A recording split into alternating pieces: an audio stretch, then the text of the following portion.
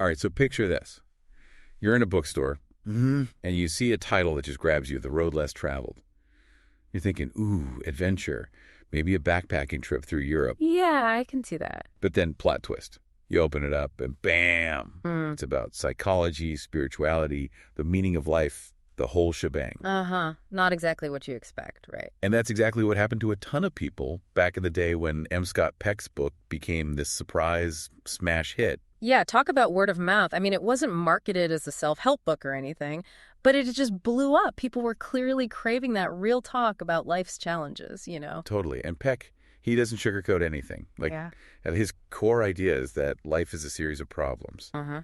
Now, before anyone listening thinks this whole deep dive is going to be a downer, let's break down what he really means by that. Right. Because it's easy to hear life is a series of problems and be like, well, that's just depressing. Sign me up for a lifetime of misery, I guess. Uh-huh, right. But Peck's not saying life is all bad. Not at all. His point is more like, these problems, these inevitable bumps we all hit, they're actually the keys to growth. Like, instead of seeing challenges as something to avoid, he's saying, hey, lean into them. That's where the good stuff happens. You know what? That reminds me of this time I was putting off a tough conversation with a coworker, Oh, I've been there. just hoping things would magically work themselves out. Yeah. Of course they didn't. It just kept getting worse and more stressful Yeah. until it was this huge thing. Had I just addressed it head on, who knows? Maybe it could have been a learning experience. It's so easy to fall into that trap of avoidance. It really is. But Peck's like, nope. Facing those uncomfortable things head on, that's where the real growth happens. And the cool thing is, he gives us actual tools to do that. He calls it discipline. See, now, when I hear discipline, I kind of think rigid rules, restrictions, not exactly the most fun stuff. Right. Peck doesn't see it that way, though, does he? No, not at all. He talks about these 4 tools of discipline: delaying gratification, accepting responsibility, dedicating yourself to truth, and finding balance. Okay. And it's not about deprivation or anything like that. It's more about building up that mental strength, those inner muscles, to face challenges head on, you know? So it's less no pain, no gain, and more embrace the discomfort, because that's where you learn and evolve. Exactly. Think of it like this. Every time you delay gratification, own up to a mistake, choose honesty, or find that balance, you're basically giving yourself a power-up to deal with whatever life throws at you. I like that, leveling up your resilience. Exactly. And here's where Peck gets really interesting, because he connects discipline to something you might not expect. Love. Love. Love. Who would have thought? Right. It's not exactly the first thing that comes to mind Right. when you think about discipline. It's true, though. Most of us, we think of love as this blissful, effortless thing. Right. You know, hearts and flowers and all that. The hallmark version of love. Exactly. So how does Peck bridge that gap? How does he connect discipline and love in a way that actually makes sense? Well, he starts by saying that love isn't just a feeling, it's a verb. A verb. Yeah, it's an action. It's a choice you make. Interesting. Even when it's hard, even when it's not easy.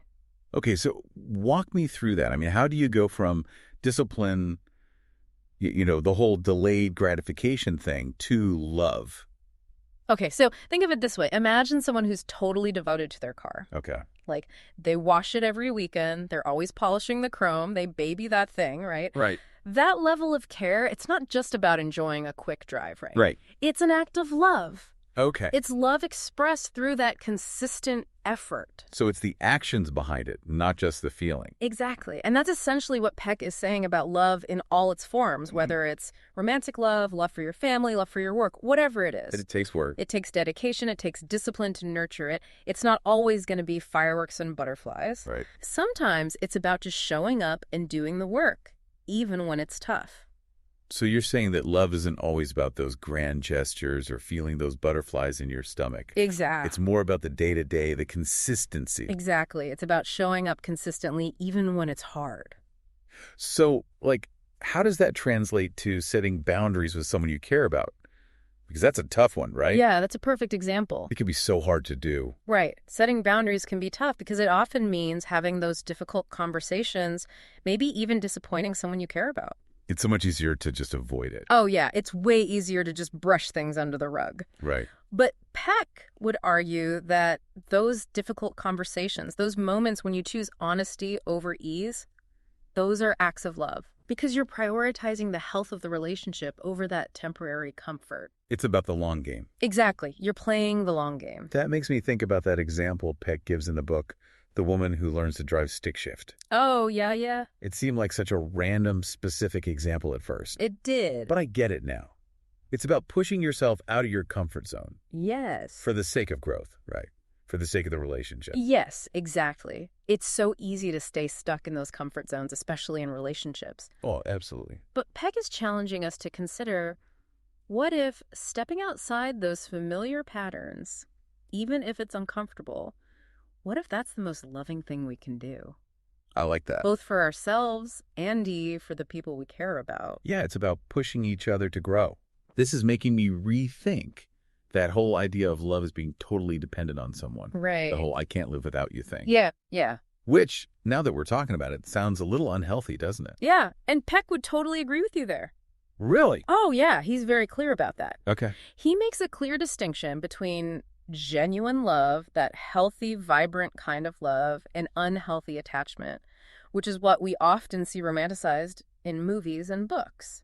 Interesting. Right. We're fed this idea of love as this all-consuming, can't live without you kind of thing. Right. Like it's the ultimate ideal. Exactly. But for Peck, true love is about freedom. Freedom? Yes, freedom. The freedom to choose to be with someone because it makes you a better version of yourself, not because you feel like you're incomplete without them. That's a really important distinction. It is. So how do you tell the difference? Because it's so easy to get swept up in those intense feelings and mistake dependency for, a deep connection. Oh, absolutely. How can you tell if it's the real deal or not? It's tricky, right? Because those intense feelings can be so intoxicating. They can. Peck uses this example of a woman who jumps from one passionate, short-lived relationship to the next. Oh, yeah. She craves that initial intensity, but those relationships always fizzle out. Oh, I've known people like that. Right. It's like they're addicted to the honeymoon phase. Oh, totally. And Peck argues that this pattern often points to a fear of true intimacy, of that vulnerability that comes with letting someone really see you. That's deep. Right. Because true intimacy requires us to be vulnerable, to let our guard down, and that can be scary. It can be terrifying. Right. So we settle for those surface level connections that fizzle out because it's safer that way. It's like they're protecting themselves. Exactly. They're protecting themselves from getting hurt. Wow. So it's not just about the intensity of the feeling.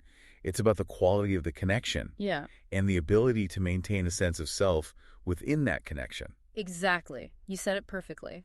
Wow. Peck is full of surprises. He really is. Who knew discipline and love were so intertwined? Right. And you know what's even more interesting? Peck also dives into the spiritual aspect of love, and that's where things get really fascinating. Oh, okay. Let's hear it. One thing I really appreciate about Peck is he doesn't shy away from those big existential questions. Oh, totally. Like he even tackles the whole concept of evil. Right. Not exactly your typical self-help topic. Right. Not exactly light reading. Yeah. But it speaks to his honesty as a thinker, He doesn't pretend life is all sunshine and roses. He acknowledges the shadows, the dark side of human nature, the capacity for cruelty and all that, right alongside the potential for growth and love. Yeah, and maybe that's why his work resonates with so many people. Totally. It feels real, Yeah. Like he's not afraid to go there. Yeah, he's not sugarcoating anything. Exactly. And it's not all just theoretical either. Right. He brings in these incredibly powerful case studies from his own work as a psychiatrist. Oh, yeah. Those are intense. They are. But they're so important because they bring those concepts to life, Totally. They ground it in reality. Exactly. And they remind us that we're not alone in our struggles. That's so true. Like, remember that case with Kathy? The woman who was convinced God was going to punish her for wanting to see her old boyfriend. Oh, yeah. Wow. That one was heavy. Heavy, right. But it shows how much our early experiences, especially with religion, can shape our deepest fears and beliefs. Right, like those core beliefs about ourselves and the world and how they can hold us back from really experiencing love and connection. Exactly. And it's not always obvious, right? These beliefs can be buried so deep. Oh, totally. Unconscious even. Exactly. And that's where therapy can be so powerful. It can help people unpack those ingrained beliefs. Right, those unconscious scripts that we're living by. Yes, and start to discover a more authentic, more loving way of being in the world. I love how Peck navigates that intersection between psychology and spirituality. Right, because he was a psychiatrist, but he was also a deeply spiritual person. Yeah, exactly. He even jokes about how the Catholic Church provided him with a living as a psychiatrist. Right. I love that about him. He's got that dry sense of humor. He does, but you can tell he's also deeply thoughtful about these things. Totally, and I think that's what makes his perspective so valuable. He's willing to explore the spiritual dimension of our experience with so much openness and curiosity. Yes. And he doesn't pretend to have all the answers either. That's so important, right? Because it's not about having all the answers. Exactly. It's about asking the right questions. Exactly. And being willing to sit with the uncertainty, the mystery of it all. And he's not afraid to question the limitations of both science and traditional religion, is he? Not at all. Like, he challenges scientists to be open to the possibility of experiences that might defy our current understanding. Right, those things we can't quite explain yet. Exactly. And at the same time, he encourages people who are deeply religious to examine their beliefs critically. Interesting. So not just blindly accepting dogma, but really wrestling with those beliefs. Exactly. And he even talks about the possibility of, quote, maturing into a belief in God. I love that. Like, our understanding of spirituality evolves over time, right? Exactly. We might start with a more childlike view. Right. And then go through a period of doubt, of questioning, of searching. Right, like a spiritual adolescence. Yes. Before arriving at a more mature, more nuanced understanding. It's a journey, isn't it? And I think that's what I find so compelling about Peck's work. He invites us to embark on that journey of self-discovery. Yes. To explore the complexities of our own minds and hearts, to stay curious, and to never give up on the possibility of growth and transformation, even when things are tough. Beautifully said. Well, if you had to pick just one thing that really stood out to you from The Road Less Traveled. Oh, that's tough. There's so much good stuff in there. I know, right? Yeah. But if you had to choose just one takeaway. One takeaway. I think it's Peck's unwavering belief in the potential for human growth, even in the face of pain, suffering, all of it. He reminds us that we have this incredible capacity for healing, for love, for connection. And sometimes most challenging experiences, those times when we're really forced to confront our deepest fears and insecurities, those are the very experiences that lead to our greatest growth. That is such a powerful message. It is. And it's one that I think we all need to hear from time to time. Well, to our listeners, if you're feeling inspired to dig deeper into these ideas, we highly recommend checking out The Road Less Traveled. It's a book that stood the test of time for a reason. It encourages us to look inward, to embrace all the messy complexities of being human, and to never, ever give up on the possibility of living a more meaningful life.